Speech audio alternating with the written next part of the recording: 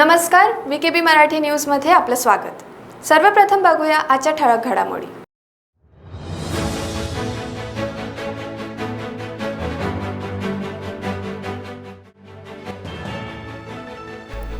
अभिनेत्री शिल्पा शेट्टी यांचे पती राज कुंद्रा यांना 23 जुलैपर्यंत पोलीस कोठडी।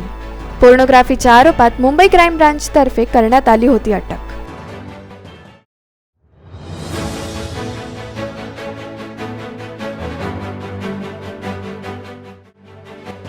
कामठीच्या जयस्तंभ चौकजवळ ट्रक व दुचाकीच्या अपघातात तरुण व तरुणीचा मृत्यू।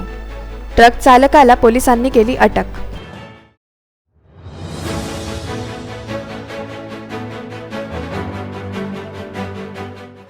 आणि एका पीडित मुलीच्या संघर्षाला VKB न्यूजचा सलाम।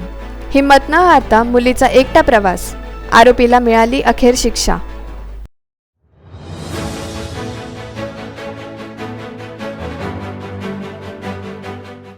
आजच्या ठळक घडामोडीनंतर आता सविस्तर वृत्त। बॉलिवूड अभिनेत्री शिल्पा शेट्टी यांचे पती तसेच प्रसिद्ध उद्योगपती राज कुंद्रा यांना सोमवारी रात्री मुंबई क्राईम ब्रांचने अटक केली। अश्लील चित्रपट बनवून त्यांना प्रदर्शित केल्याचा गुन्हा राज कुंद्रा यांच्यावर करण्यात आला आहे।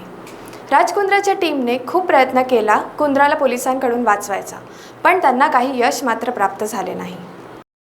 बॉलिवूड अभिनेत्री शिल्पा शेट्टीचे पती राज कुंद्रा यांच्यावर काही ॲप्सद्वारे अश्लील चित्रपट बनवून त्यांना OTT प्लॅटफॉर्मवर प्रदर्शित केल्याचा आरोप सिद्ध झाला असून त्यांना सोमवारी रात्री गुन्हे क्राईम ब्रांचने पुराव्यासह अटक केली आहे। राज कुंद्रा यांच्यावर सॉफ्ट पोर्न बनवून त्यांना OTT प्लॅटफॉर्मवर अपलोड करण्याचा आरोप आहे।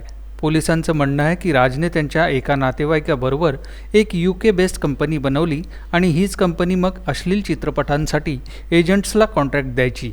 या चित्रपटांना मग ईमेल करून दुसऱ्या देशांमध्ये पाठवायचे आणि तिथून मग त्या OTT प्लॅटफॉर्मवर अपलोड केल्या जायच्या। राजने त्यांच्या पार्टनरसोबत एक व्हॉट्सअप ग्रुप तयार केला होता। त्या ग्रुपमध्ये रोजच्या कमाईचा हिशोब, फायदा होत आहे की तोटा, चित्रपटात काम करणाऱ्या अभिनेत्यांना किती पैसे द्यायचे हे सगळं बोललं जात होतं। राजचा हा व्यवसाय मुंबईपासून ते लंडनपर्यंत पसरला आहे। मंगळवारी कोर्टमध्ये पेश केला गेल्यावर 23 जुलैपर्यंत पोलिसांच्या ताब्यात ठेवायचा निर्णय कोर्टाने घेतला है। देखिए, एलिगेशन बहुत सारे किए हैं पुलिस ने ये भी एलिगेशन किया है कि ये बहुत कुछ पोर्नोग्राफी फिल्म्स बनाते थे और प्रोड्यूस करते थे, लेकिन आज ये लगा है कि जो भी मटेरियल प्रोड्यूस किया गया है उसमें कहीं भी पोर्नोग्राफिक फिल्म्स का ऐसा कोई सामने नहीं आया है। सेक्शन 67A जो नॉन बेलेबल ऑफेंस है वो इसी में कोई तरह से एप्लीकेबल नहीं होता है। नहीं, इसकी जानकारी अभी नहीं है मेरे पास। पुलिस ने आरोप क्या लगाया है कि ये फिल्म्स बनाते थे और फिल्म्स UK ट्रांसमिट करते थे और वो ट्रांसमिशन से फिर जो भी इनकम आता था वो इनको आता था, ऐसा एलिगेशन है। कामठीच्या जयस्तंभ चौक येथे 19 जुलै रोजी दुपारी 1 वाजता ट्रकच्या खाली येऊन तरुण तरुणीचा मृत्यू झाल्याची घटना समोर आली आहे। मोहिनी कृष्ण बिहारी तसेच वैभव सुरेश शंभरकर असे मृतकांचे नाव सांगण्यात आले असून दोघे नागपूर येथील रहिवासी सांगण्यात येत आहेत। नागपूरच्या न्यू येरखेडा मंदिर येथील रहिवासी आरोपी ट्रक चालक सोनू माणिक सहारे याला कामठी पोलिसांनी अटक केली असून ट्रकला ताब्यात घेण्यात आले आहे। मोतीबाग नागपूर येथे राहणारी मोहिनी आपल्या परिचित असलेल्या काशीनगर नागपूर येथील रहिवासी वैभव शंभरकर सोबत त्याच्या बाईक दुचाकीवर कामठी मार्गे जात होती। जवळपास 1 वाजल्याच्या सुमारास जयस्तंभ चौकात ट्रक क्रमांक MH40 BL 744च्या मागच्या चाकाखाली येऊन दोघांना गंभीर दुखापत झाली। कामठीच्या दवाखान्यात तपासादरम्यान चिकित्सकांनी त्यांना मृत घोषित केलं। दोघांच्या घरच्यांना अपघाताची बातमी मिळाल्यावर ते कामठी पोहोचले। तसेच मृतक वैभवचे वडील सुरेश शंभरकर यांनी ओल्ड कामठी पोलीस ठाण्यात तक्रार देखील दाखल केली। त्यानंतर पोलिसांनी आरोपी सोनू माणिक सहारे याला अटक करण्यात आली। आज आषाढी एकादशी। खासदार नवनीत राणा यांनी आषाढी एकादशीच्या शुभेच्छा देत विठुरायाकडे साकळ घातलं। भारत कोरोनामुक्त होऊ दे, देश सुजलाम सुफलाम होऊ दे। आषाढी एकादशी निमित्त खासदार नवनीत राणा यांनी विठुरायाच्या चरणी साकळ घातला आहे। नमस्कार सर्वांना, आषाढी एकादशीची मनापासून खूप खूप शुभेच्छा। विठोबाच्या चरणी साकडा घालते की जे संकट शेतकऱ्यांवर आमच्या महाराष्ट्रामध्ये आलाय ते पूर्णप्रमाणे संपलं पाहिजे आणि आपला देश हा करोनामुक्त झाला पाहिजे। याच्यासाठी विठोबाच्या चरणी साकडा घालून सर्वांना एकदा परत एकादशीची मनापासून खूप खूप शुभेच्छा. जय हरी विठ्ठल. प्रेमावर विश्वास ठेवणाऱ्या एका शिक्षित तरुणीसोबत पुण्यात असं काही घडतं की तिचा आता प्रेमावर विश्वासच बसत नाही. अशीच एक घटना नागपुरात राहणाऱ्या तरुणीसोबत घडली आहे.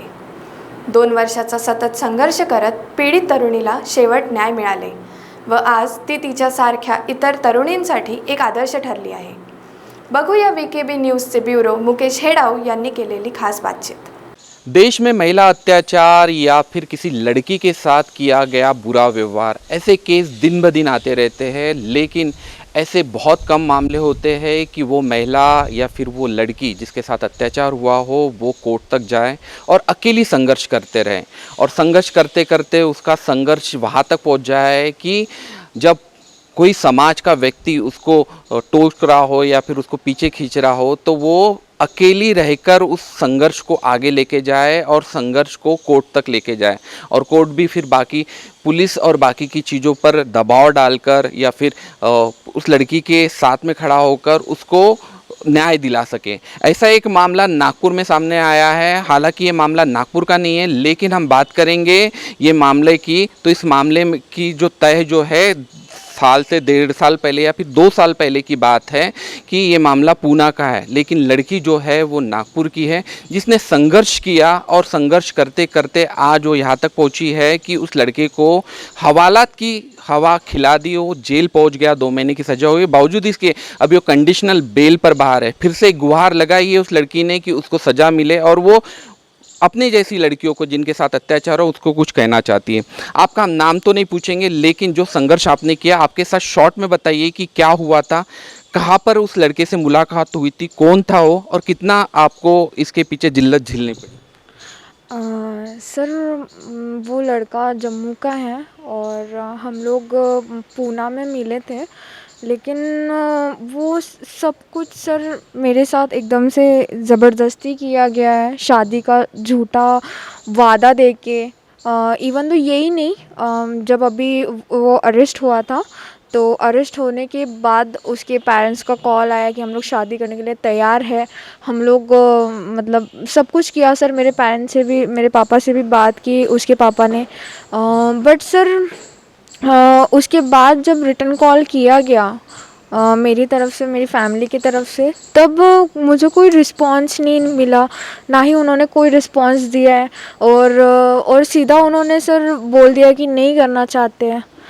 मतलब इस तरह का उन्होंने बहुत ज़्यादा मतलब बिहेवियर किया हुआ है. और यही नहीं सर, मतलब इस तरह से शादी का झूठा वादा देके उसने सर बार बार मतलब मेरे साथ वो अत्याचार किया हुआ है. तो मतलब मुझे काफ़ी ज़्यादा हरासमेंट हुई है. मैंने ट्राई भी किया था मतलब इस अपने आप को इस सिचुएशन से बाहर निकालने के लिए. बहुत लोगों ने मुझे पीछे खींचा था इस केस से, बट सर मैंने हार नहीं मानी. मतलब बाकी लड़कियां जैसे निर्भया जैसे कांड होते, हैदराबाद जैसे कांड होते, तो मैंने उस चीज़ में हार नहीं मानी और इस केस को आगे लेके गई. कोविड की वजह से थोड़ा बहुत लेट हो गया इस केस में, पर सर मैंने बिल्कुल भी मतलब हार नहीं मानी. और आज वो लड़का बेल पे छूटा हुआ है, बट मैं ये चाहती हूँ कि उसको अच्छे से अच्छी सज़ा जज दे. और मैं मतलब पुलिस को और जजेस को और पॉलिटिकल्स को मैं धन्यवाद कहना चाहती हूँ कि उन्होंने मेरी इतनी हेल्प की, इतनी मतलब मुझे पेरेंट्स का तो कोई सपोर्ट नहीं था ज़्यादातर, लेकिन सर उनके हेल्प की वजह से ही आज मैं I think I got a little bit of justice. क्या हुआ था, कितने साल की आपकी दोस्ती थी, आपका प्यार था, आप कितना ट्रस्ट करते थे उन सारी चीज़ों पर. और पूना में अगर बात की जाएगी तो लड़के ने आपसे क्या क्या वादे किए थे, उसका नाम भी अगर आप बताएंगे तो भी चलेगा. क्या क्या वादे किए थे और उसके बाद में जो धोखा जो उसने किया तो आप कितनी तरह कैसे टूट गए थे. सर पहले मैं बताना चाहूँगी उसका नाम शहजाद रमजान वानी है और वो कटरा वैष्णो देवी में रहता है, चिंतामणि मंदिर के पास में। और सर मतलब लाइक जब भी मैं बोलती थी शादी के लिए, उसके घर पे गई हूँ मैं शादी के लिए बात करने के लिए। उसके पापा रमजान वानी जी, मैंने उनको भी बताया सर इन सारी चीज़ों को, वो नहीं माने। तो मैं उनके सर मम्मी को बताया, मम्मी भी सर मुझे बहुत ज़्यादा बुरा बोलने लगी, लाइक बहुत ज़्यादा गंदा सर। हाँ, कटरा में। तो यही नहीं सर, उसके भाई ने भी मतलब मुझे मारा, उसकी बहनों ने भी मुझे जान से मार डालने की धमकियाँ दी कि फिर सर वो उसके बाद में उसके ताया जी है, तो मैं उसके ताया जी के पास गई। तो जब उन्होंने बताया सब कुछ, सिचुएशन को हैंडल करने की कोशिश की, तो सर उनके साथ भी मतलब उन लोगों ने बुरा बर्ताव किया। मतलब सर बहुत हरासमेंट की है सर उन्होंने मुझे, उन लोगों ने बहुत ज़्यादा। और सर उसके बाद में जब मैंने कंप्लेन की तो कोविड के वजह से मतलब काफ़ी ज़्यादा लेट हो चुका था। तो इसके वजह से सर मतलब पुलिस मतलब कमिश्नर के पास गई मैं। पुलिस कमिश्नर के पास जाके सर मैंने उनको रिक्वेस्ट की। फिर उन्होंने भी मतलब थोड़ा सा लेट किया सर कोविड की वजह से, वो भी नहीं बोल रहे थे। लेकिन उसके बाद में सर मैं होम मिनिस्टर के पास गई। मैं अनिल देशमुख होम मिनिस्टर थे, उन्होंने हेल्प की मेरी। उसके बाद सर मैं नीलिमा गोरे मैम के पास गई। तो जब उन्होंने मेरी केस को फाइल किया और एक्शन लिया, तब जाके उसको सज़ा दी गई है। कितने महीने की सजा हुई? सर उसको 1.5-2 महीने की सज़ा हुई है। हाँ। जब आप जा रहे थे इस संघर्ष करने के लिए, तो सबसे पहली बात अगर बात की जाएगी तो मीडिया का भी दबाव पड़ा हो। किन किन मीडिया प्रसार माध्यमों ने आपका साथ दिया, क्या कहेंगे? सर मुझे काफ़ी सारे मतलब मीडिया ने साथ दिया हुआ है, जैसे आपके चैनल ने, विदर्भ न्यूज़ ने और न्यूज़ 18 लोकमत, मतलब काफ़ी सारे न्यूज़ चैनल ने मुझे सपोर्ट किया। तब जाके सर मैं इस मुकदमे तक पहुंची हुई हूँ और ख़ुद को मतलब कहती हूँ कि नहीं मतलब मैंने थोड़ा बहुत तो मुझे जस्टिस मिला हुआ है। और मैं अभी जजेस पे पूरा भरोसा करती हूँ कि मुझे वो जस्टिस वो पूरा करे अब मेरा। एक अंतिम सवाल कि जो लड़कियां ऐसे कंडीशन में सुसाइड कर लेती है या फिर पूरी तरह से टूट जाती है या फिर अपना होश खो बैठती है, उन लोगों के लिए क्या कहना चाहेंगे आप, जिस तरह से आपने संघर्ष किया? सर जैसे लड़कियां करती है तो मतलब ये तो दिमाग में ख्याल मेरा भी आया था कि मैं भी कहीं पे सुसाइड करूं, या फिर उसने मेरे साथ ऐसा किया है तो मैं क्या करूं, मुझे क्या करना चाहिए। यही नहीं सर, मैं दिन रात रोती रहती थी। लेकिन सर मैंने हार नहीं मानी।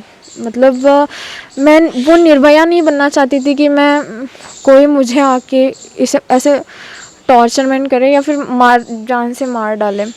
तो बस मैंने सर कदम उठाया और चल पड़ी सर रास्ते पे। तो देख सकते हैं आपकी ये कितनी दर्द भरी जो कहानी है और संघर्ष भरी कहानी है, एक लड़की की है जो कि शिक्षित है, जो पूना में जाती है, जॉब करती है, उसको एक लड़के से प्यार हो जाता है। बखूबी ये प्यार परवान चढ़ जाता है। विश्वास होता है कि वो लड़का ज़िंदगी भर उसका साथ नहीं छोड़ेगा, लेकिन वो लड़का इतना नालायक निकलता है और इतना बेपरवाह निकलता है कि उस लड़की को छोड़ देता है। फिर शुरू होता है इस लड़की के संघर्ष की कहानी, जहाँ ना तो परिजन उसके साथ है, ना ही उसके दोस्त लोग साथ थे, ना कोई। बावजूद इसके उसने एक संघर्ष किया पिछले 2 साल से।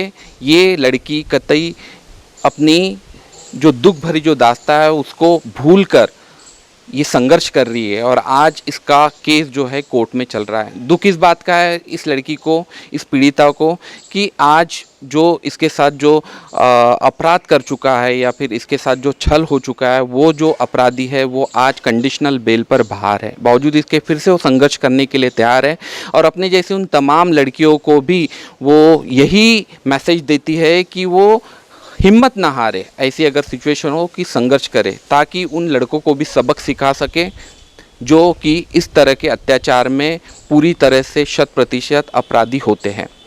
कॅमेरा पर्सन राजेश जंगीटवार के साथ मुकेश राव, VKB न्यूज, नागपूर। वेळ झाली आता एका छोट्या ब्रेकची. भेटूया एका ब्रेक नंतर. बाय।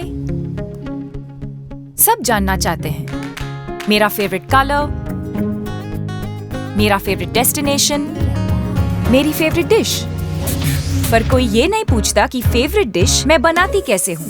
अरे यार, जिसे टेस्टी खाना पसंद है वो अच्छे टेस्ट तक पहुँच ही जाता है। सुरुचि मसाले, खाने में हो रुचि तो घर लाइए सुरुचि। अपने सपनों की उड़ान भरने की इच्छा तो हर किसी की होती है, पर पंख भी तो मजबूत होने चाहिए, जो देता है flywheel aviation academy. Flywheel aviation academy एक ऐसा इंस्टीट्यूट है जहां पर एयरलाइंस एंड एयरपोर्ट हॉस्पिटैलिटी और टूरिज्म मैनेजमेंट, साथ ही यहां campus interview, guidance by industry expert, practical training at airport, expert faculty, personal grooming जैसे कई सारे बेनिफिट्स आप पा सकते हैं। Flywheel aviation academy, 1 degree, 3 job opportunities. Flywheel Aviation Academy gives you a degree or diploma with a job. Flywheel Aviation Academy, 365 Gandhinagar, LAD College Square, beside Karnataka Bank, Nagpur. Break नंतर आपलं स्वागत आहे. नागपूरच्या Pachpaoli police station हद्दीत अवैध प्रकारे दारू विकणाऱ्यांवर छापेमार कारवाई करून पोलीस विभागाने 70,000 किमतीचा दारूचा साठा जप्त करण्याचे प्रकरण समोर आले आहे. पाचपावली पोलिसांनी जवळपास 70,000 रुपयाची अवैध दारू जप्त केली असून आरोपी सुजातानगरमधील रहिवासी असल्याचे सांगण्यात येत आहे. त्यांच्यावर अवैध प्रकारे दारू विकण्याचा गुन्हा दाखल करण्यात आल्याची माहिती पोलिसांनी दिली आहे. कोरोनाच्या या कठीण काळात सरकारने काही नियम लागू केले आहेत. 4 वाजेपर्यंत सगळं बंद करणे अनिवार्य झालं आहे आणि म्हणूनच काही लोक या परिस्थितीचा गैरफायदा उचलून अवैध प्रकारे दारू विक्री करून जास्त पैसा कमवायचा धंदा करत आहे. सुजातानगरमध्ये राहणारा प्रणय उर्फ गोलू सुधाकर दामले यांच्या घरून अक्षरशः 70,000ची दारू जप्त करण्यात आली आहे. गोलू हा दारूची अवैध विक्री त्याच्या घरून करायचा. पाचपावली पोलिसांना माहिती मिळताच त्यांनी आरोपी गोलूच्या घरी छापा टाकला आणि जप्त झालेल्या दारू प्रकरणी गुन्हा दाखल केला आहे. आज दिनांक रोजी आमचे DBचे पोलीस हवालदार श्री रवी मिश्रा हे रेकडवारी गुन्हेगार चेक करत असताना पेट्रोलिंग करीत होते. त्यांना गुप्त बातमीदाराकडून माहिती मिळाली की आरोपी प्रणय उर्फ गोलू सुधाकर पाटील यांच्याकडे दारूचा साठा आहे.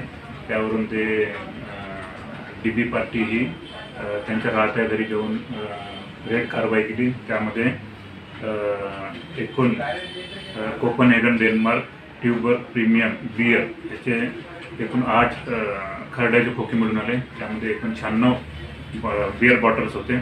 त्याची किंमत एकूण 17,280 रुपये असे मिळून आले. त्यावर रेड कारवाई करून त्याच्यावर कारवाई करून गुन्हा दाखल करण्यात आला. बुलढाणा जिल्ह्यातील व इतर जिल्ह्यांमधून चोरी करून लपवून ठेवलेल्या व चोरी विक्री केलेल्या 9 मोटारसायकल जप्त करण्यात पोलिसांना यश आले आहे. चिखली तालुक्यातील खंडाळा जिल्ह्यातील मकरध्वजव येथील आरोपी बाळू उर्फ कडुबा अंबादास सांगळे, मलकापूरतील बिस्मिल्ला खां इनायत खां यांच्याकडून चोरी केलेल्या 7 मोटारसायकली जप्त करण्यात आल्या आहेत. त्याचप्रमाणे धरणगाव येथील कुणाल राजेंद्र झांडके याच्याकडून 2 चोरी केलेल्या मोटारसायकली जप्त करण्यात आल्या आहेत. आरोपींकडून 1.5 लाख रुपयांचे एकूण 9 मोटारसायकल मुद्देमाल जप्त करण्यात आला आहे. अफगाणिस्तानमध्ये न्यूज कव्हरेज करताना भारतीय photo journalist photographer Danish Siddiqui यांची हत्या करण्यात आली होती. त्यांना सोमवारी नागपुरात श्रद्धांजली देण्यात आली. यावेळेस मीडिया जगातील काही लोकांनी त्यांच्या आठवणी VKB न्यूजसोबत शेअर केल्या.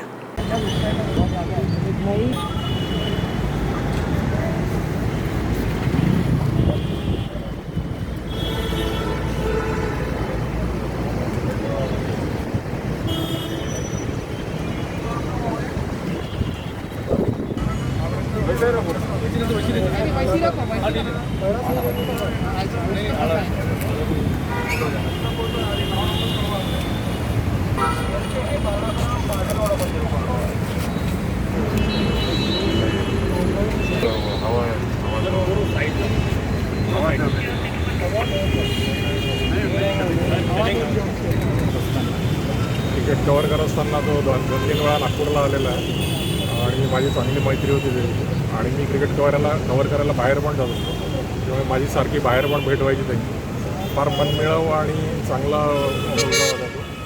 फारच म्हणजे कॉपरेटिव्ह होता, हेल्प करणारा, गाईड करणारा या प्रकारचा होता आणि कधी पण मार्गदर्शन करायला तत्पर असायचा. त्याच्यामुळे त्याच्याबरोबर राहण्याकरता असं फ्री वाटायचं. काही असं कधी वाटलं नाही की हा मोठा फोटोग्राफर आहे किंवा मृत्यू झाला हे अतिशय नावाजलेले जे फोटोग्राफर होते आणि देशासाठी त्यांनी अतिशय उत्कृष्ट काम केलेलं आहे आणि त्यांचं हे दुःखद निधन झालं आहे. त्यामुळं त्यांचे जे हुतात्मे आहेत त्या शांती देव अशी प्रार्थना करतो आणि श्रद्धांजली वाहतो. दानिश सिद्दीकी नाम का एक जानी मानी हस्ती फोटोग्राफर जिसके नाम पे पूरे देश में अच्छे अवार्ड है, अच्छे अवार्डों से उनको नवाजा गया. अफ़गानिस्तान में जाने के बाद में वो चकमक में ऐसे आदमी की मृत्यु हो गई जिसकी ज़रूरत इस देश को थी और देश के लिए एक हीरा है दानिश सिद्दीकी.